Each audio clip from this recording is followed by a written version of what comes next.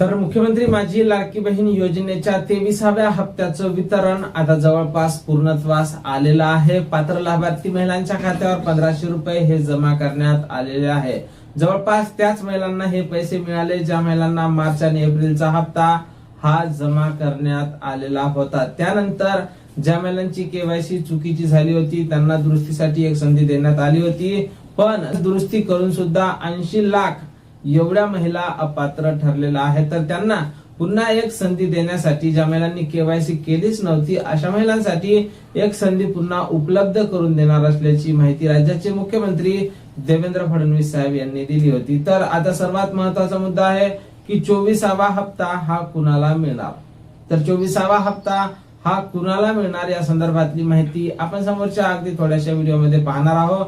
त्यापूर्वी तुम्ही जर नवीन असाल तर नक्कीच आपल्या व्हिडिओला लाईक करून चॅनलला सबस्क्राईब करा, कारण आपल्या चॅनलवर लाडकी बहीण योजनेसंदर्भात किंवा अन्य कुठल्याही योजनेसंदर्भात अगदी संक्षिप्तपणे तुम्हाला माहिती पाहायला मिळत असते। तर नमस्कार, मी भाऊसाहेब गोडे स्वागत करतो तुमचं लाडकी बहीण योजनेच्या एका नवीन व्हिडिओमध्ये। तर लाडक्या बहिणींसाठी मोठी खुशखबर, 23व्या हप्त्याचं वितरण आता जवळपास पूर्णत्वास आलेलं आहे। ज्या महिलांना मार्च आणि एप्रिलचा हप्ता मिळाला होता अशा महिलांना 23व्या हप्त्याचं वितरण हे मिळालेलं आहे। ज्या महिलांनी केवायसी केली नव्हती किंवा केवायसी चुकीची केली होती आणि काही महिलांनी केवायसी दुरुस्ती केली होती तरी सुद्धा अशा महिलांना लाभ हा मिळालेला नाही। आतापर्यंत जेवढ्या महिलांना पैसे मिळाले त्यापैकी एकही महिला अशी नाही की त्यांनी केवायसी दुरुस्ती करून लाभ मिळाला असेल। ज्या महिलांना मार्च आणि एप्रिलचा हप्ता सुरळीत मिळाला होता अशाच महिलांना समोरचा हप्ता हा मिळालेला आहे। पण मिळालेल्या माहितीनुसार 24व्या हप्त्याच्या वितरणाच्या अगोदर ई केवायसी ची एक संधी तुम्हाला उपलब्ध करून दिला जाऊ शकते।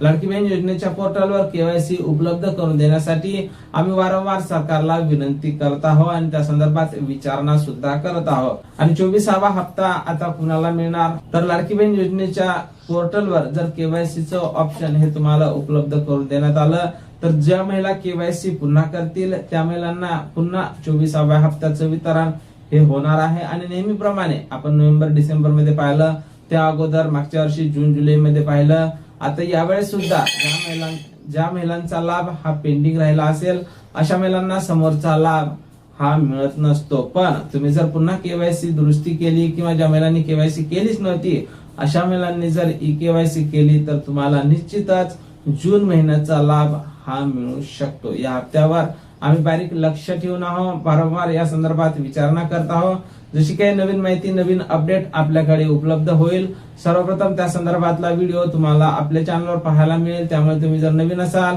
तर नक्कीच आपल्या व्हिडिओला लाईक करून चॅनलला सबस्क्राईब करा। भेटूया पुढच्या एका नवीन व्हिडिओमध्ये महत्त्वपूर्ण माहिती सोबत। जय महाराष्ट्र।